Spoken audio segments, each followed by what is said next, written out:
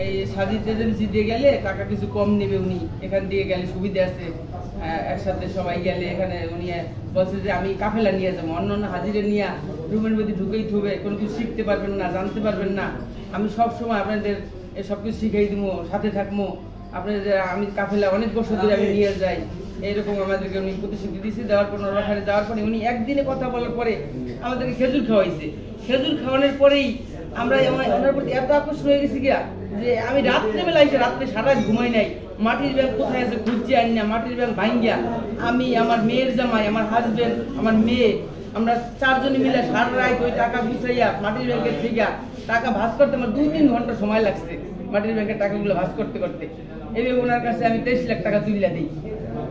পরে উনি অন্যান্য লোক নেওয়ার পরে যখন শুনি যে পলাতক, উনি আমাদেরকে রুমের থেকে ওই থেকে পলাই গেছে, আমাদেরকে নিয়ে না, খোঁজখবর নাই, ফোন বন্ধ, তখন আমরা মামলা দিতে যাই। উনি আমাদেরকে ফোন দিয়ে বলে আপনারা মামলা দেবেন না, যারা মামলা দিছে তাদের নেব না, আর আপনারা মামলা না দিলে আপনাদেরকে নেবো, আপনারা কোনো কথা বলবেন না, এই জন্য আমরা চুপ থাকি।